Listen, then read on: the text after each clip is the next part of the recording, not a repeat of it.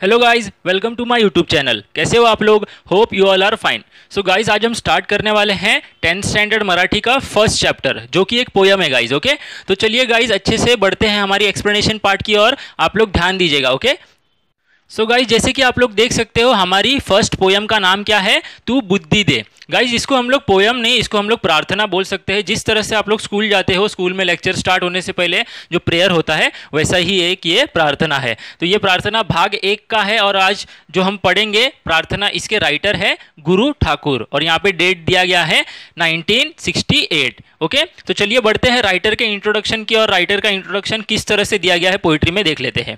प्रसिद्ध कवि, गीतकार, स्तंभ लेखक, नाटककार, कथा, पथकथा आणि संवाद लेखन। ये जो हमारे कवि है, ये जो हमारे राइटर है गुरु ठाकुर, ये क्या क्या चीज़ें लिखा करते थे? कविता लिखा करते थे, गीतकार थे। गीतकार मतलब क्या होता है? ये मूवीज़ के सिंगिंग जो है, मतलब मूवीज़ के जो गाने हैं वो भी गाया करते थे। ओके, साथ ही साथ स्तंभ लेखन थे। स्तंभ लेखन मतलब क्या होता है? कॉल्यूमिनिस्ट, मतलब जर्नलिस्ट थे एक टाइप के। जैसे कि रोज के न्यूज़पेपर, रेगुलर न्यूज़पेपर या मैगजीन्स आता है, उनके अंदर ये अपने छोटे छोटे कॉलम्स दिया करते थे लिख के। ओके, कथा तो आपको पता ही होगा। पथ कथा मतलब मूवीज के, मतलब जो स्मॉल स्मॉल जो मूवीज रहती है, छोटी छोटी कथा, राइट, वो हो गया। आणि संवाद लेखन, और साथ ही साथ संवाद लेखन भी ये किया करते थे। ओके, संवाद लेखक भी थे ये। आगे देख लेते हैं। मराठी चित्रपटांसाठी त्यांनी लिहिलेली गीते अतिशय लोकप्रिय आहे, और मराठी मूवीज के लिए, चित्रपट मतलब गाइज होता है मूवीज, तो इन्होंने मराठी मूवीज के लिए बहुत सारे गाने लिखे हैं, और वो जितने भी गाने लिखे हैं बहुत ही ज़्यादा फेमस है। यहाँ पे दिए गए कुछ नाम्स गाइज देख लेते हैं। नटरंग, अगबाई अरेच्चा, घर दोघांचे, टाइमपास, डॉक्टर प्रकाश बाबा आमटे, ये मूवीज़ के नाम है। और ये मूवीज़ में इन्होंने क्या किए थे? अपनी सिंगिंग, मतलब अपने गाने दिए थे। ओके, आपको पता ही होगा टाइम पास, ये मूवी बहुत ज़्यादा फेमस हुआ था इनका, आपको पता है। ओके, आगे देख लेते हैं। यहाँ पे क्या बताया गया है? यांसारख्या अनेक प्रसिद्ध मराठी चित्रपटांसाठी त्यांनी गीत लेखन केले आहे। और यहाँ पे जितने नाम दिए गए हैं, वैसे ही और भी बहुत सारे मराठी मूवीज़ के लिए इन्होंने गीत लेखन किया है। गीत लेखन मतलब म्यूजिक राइटिंग किया है। ओके, आगे देख लेते हैं क्या बताया गया है। सर्वोत्कृष्ट गीतकार म्हणून त्यांना सन 2009 साली, मतलब सर्वोत्कृष्ट मतलब क्या होता है? फेमस गीतकार, इसीलिए इनको 2009 इस साल में कला गौरव पुरस्कार, पुरस्कार मतलब गाइज अवार्ड होता है, और कला गौरव अवार्ड का नाम है। ओके, तो 2009 में इनको कला गौरव पुरस्कार जो है वो मिला गया था। व 2010 साली झी गौरव पुरस्कार यांनी सन्मानित करण्यात आले आहे, और साथ ही साथ 2010 में जी गौरव पुरस्कार जो है, इससे इनको सम्मानित किया गया है। ओके, मतलब ये 2 पुरस्कार जो है वो इनको मिले थे, और भी मिले होंगे गाइज। यहाँ पे 2 पुरस्कार के नाम दिए गए हैं। गाइज ये हो गया हमारे जो राइटर थे उनका डिस्क्रिप्शन, उनका इंट्रोडक्शन। ओके, चलिए बढ़ते हैं। हम जो अभी पोयम पढ़ने वाले हैं प्रार्थना, उस प्रार्थना का क्या शॉर्ट फॉर्म दिया गया है यहाँ पे देख लेते हैं। चलिए, प्रस्तुत प्रार्थनेत सन्मार्ग, सन्मार्ग होता है गाइज राइट पाथ, सही रास्ता। मतलब ये जो प्रार्थना हम लोग पढ़ेंगे, इसमें सही रास्ते के बारे में। सन्मति, सन्मति मतलब क्या होता है? विजडम, नॉलेज, अच्छी नॉलेज। ओके, अच्छा ज्ञान। ओके, अच्छी बातें, ये सब चीज़ें जो है। आणि सत्य संगति, सत्य संगति होता है मतलब गुड कंपनी, मतलब अच्छे लोगों का साथ। ओके, तो ये सब चीज़ें जो है, ये जो हम लोग प्रार्थना पढ़ेंगे इसमें बताया गया है। यांचे महत्व कवीने अधोरेखित केले आहे। इनका जो महत्व है कवि ने क्या किया है? अधोरेखित। अधोरेखित मतलब गाइज होता है अंडरलाइन, मतलब इनका इंपॉर्टेंस बताया है। ओके, आगे देखते हैं। कायम सत्याची कास धरता यावी, कायम सत्याची कास मतलब नेहमी, मतलब हमेशा सच्चाई का रास्ता जो है पकड़े रहना चाहिए हमें, राइट। कभी भी कितनी भी बड़ी डिफिकल्टी आ जाए, मुसीबत आ जाए, हमें कभी भी सच्चाई का साथ जो है छोड़ना नहीं चाहिए, ये हमें बताया गया है इसमें। संवेदनशीलता जपण्यासाठी ताकद मिळावी। संवेदनशीलता मतलब क्या होता है? हमें सहने की शक्ति, हमारे जो वीकनेस है, मतलब हमें जो भी तकलीफ हो रही है, वो तकलीफ भी हमें सहने की शक्ति जो है कवि जो है यहाँ पे भगवान से मांग रहे हैं इस प्रार्थना में। समझ में आ गया आपको? आगे बढ़ लेते हैं। अनाथांचे नाथ होण्यास बळ मिळावे। अनाथांचे नाथ मतलब जिनका कोई नहीं होता है, उनका भी हमें हेल्प करने का जो है बल मिलना चाहिए, मतलब उनका भी हम लोग नाथ बने, उनके भी हम लोग क्या बने? नाथ बने, मतलब उनके लिए भी कुछ अच्छा करे, ऐसा हमें बल चाहिए, कवि जो है भगवान से मांग रहे हैं। आगे देख लेते हैं।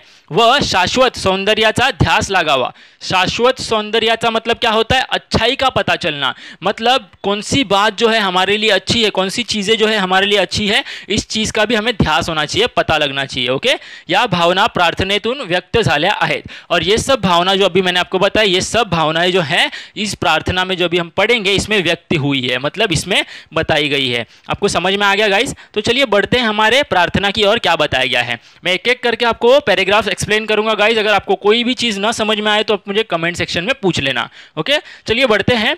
तू बुद्धि दे, तू तेज दे। भगवान को बोला जा रहा है कि भगवान आप हमें बुद्धि दीजिए, तेज दीजिए, मतलब जिंदगी में रोशनी दीजिए। नवचेतना विश्वास दे। नवचेतना मतलब होता है नवीन चैतन्य, अच्छी फीलिंग, बेटर फीलिंग हमें दे। विश्वास दो हमें कि हमें अच्छी फीलिंग आनी चाहिए, हमें कभी भी नेगेटिव फीलिंग ना आए, ऐसा भगवान से मांगा जा रहा है। ओके, समझ में आ गया आपको? आगे देख लेते हैं। जे सत्य सुंदर सर्वथा। जे सत्य सुंदर सर्वथा, सर्वथा मतलब होता है सदैव, हमेशा, ऑलवेज। ओके, तो जो हमेशा सत्य और सुंदर अच्छी बातों पे ही, अच्छे रास्ते पे ही चलते रहते हैं, आजन्म त्याचा ध्यास दे। और आजन्म मतलब उनका पूरे जन्म तक आप उनका क्या दो? ध्यास दो, मतलब उनके लिए आप पैशन बने रहो। पैशन मतलब क्या होता है?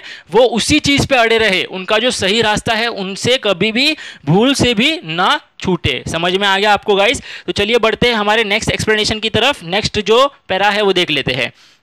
क्या बताया गया है? हरवले आभाळ ज्यांचे हो तयांच्या सोबती। हरवले आभाळ मतलब यहाँ पे कवि जो है जिनकी सर से छत नहीं है, छत जा चुकी है, जैसे कि गरीब लोग। ओके, मतलब जिनके सर पे छत नहीं है, हो त्यांच्या सोबती मतलब आप उनके साथ हो जाओ भगवान जी। ओके, ऐसा बोला जा रहा है कवि। ओके, कवि जो है ये बोल रहे हैं। सापड़े ना वाट ज्यांना तो हो त्यांचा सारथी। क्या बताया गया? जिनको अपनी राह नहीं मिलती, जो अपनी राह से भटक जाते हैं। वाट मतलब गाइस होता है राह, और सापड़े ना मतलब मिल नहीं रहा है। ओके, तो जिनको अपनी राह नहीं मिल रही है, हो तयांच्या, तयांच्या मतलब उनके, सारथी मतलब मार्ग, मार्गदर्शक, गाइड। ओके, मतलब उनको मार्ग दिखाओ, मार्गदर्शक बनो उनके। समझ में आ गया? ऐसा जो है कवि हमारे किसको बोल रहे हैं? भगवान जी को। ओके, आगे देख लेते हैं। साधना करी थी तुझी। साधना मतलब तप, मतलब जो आपकी साधना करता है, प्रभु को बोला जा रहा है कि जो आपकी पूजा करता है, करी थी मतलब करता है, तुझी मतलब भगवान की, जे नित्य तो सहवास दे। जे नित्य, नित्य मतलब क्या हो? जो आपकी साधना करता है, नित्य मतलब नेहमी, हमेशा, जो आपकी साधना करता है हमेशा, तो सहवास दे। तो मतलब उनको, सहवास मतलब सोबत, उनका साथ दो भगवान जी। ऐसा जो है कवि बोल रहे हैं। समझ में आ गया आपको? चलिए बढ़ते हैं हमारे नेक्स्ट पैरा की और। क्या बताया गया है? जानावया दुर्बलांचे दुख आणि वेदना। जानावया मतलब क्या होता है? टू नो, मतलब पता चले। दुर्बलांचे, दुर्बलांचे मतलब जो गरीब लोग हैं, जो वीक लोग हैं, उनका जो दुख है, उनकी जो वेदना है, वेदना मतलब क्या होता है? पेन। ओके, तो ये जो चीजें हैं हमें पता चलनी चाहिए। ओके, ऐसा कवि जो है मांग रहे हैं किससे? भगवान से। आगे देख लेते हैं।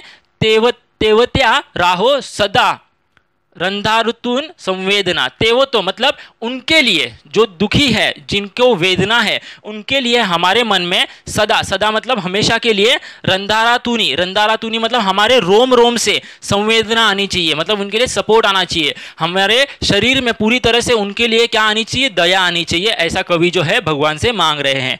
आगे देख लेते हैं।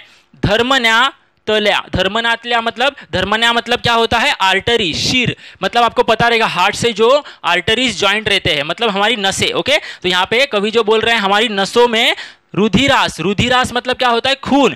धन्मन्यातल्या रुधिरास मतलब नसों के खून को, रुधिरास मतलब होता है खून। Okay, blood. या खड़, खड़ मतलब, या खड़ मतलब होता है बैड चीजें। ओके, खड़ मतलब होता है बैड चीजें।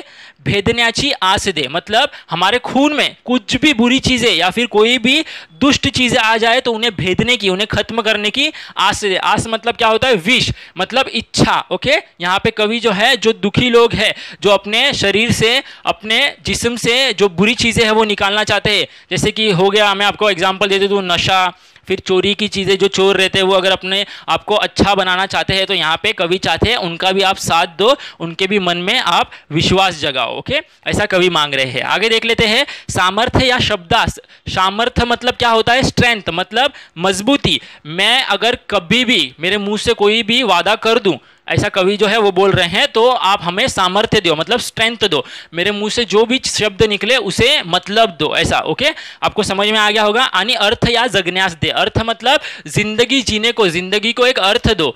निन्यार्थ जो जिसको बोला जाता है, मतलब जैसे कि हमारे हर एक की जिंदगी में आपको पता रहेगा कि क्या होता है, जिंदगी का एक मोटिव होता है, राइट। तो हमें भी यहाँ पे मोटिव मांगा जा रहा है भगवान से, मतलब कवि जो है भगवान से अर्थ मांग रहे हैं हमारी जिंदगी के लिए। ओके, जिंदगी व्यर्थ न जाने दो, अर्थ दो हमारी जिंदगी को। ओके, समझ में आ गया आपको।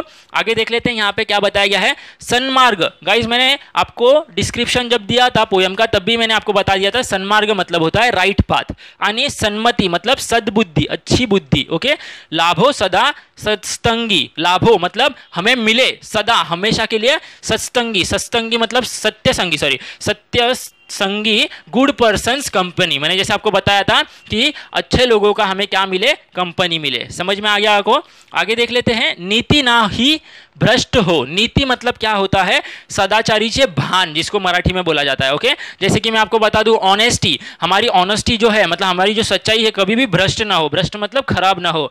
जरी संकटे आले किती ही, मतलब कभी भी हमारे जिंदगी पे कितना भी संकट आ जाए, हमें क्या करना है, हमारी नीति जो है, हमारी अच्छाई जो है, ऑनेस्टी जो है, वो कभी भ्रष्ट नहीं होने देनी है। ऐसा जो है भगवान से शक्ति मांगी जा रही है इस चीज की। पंखास या बल दे, पंखास मतलब क्या होता है, हमारे हाथों को।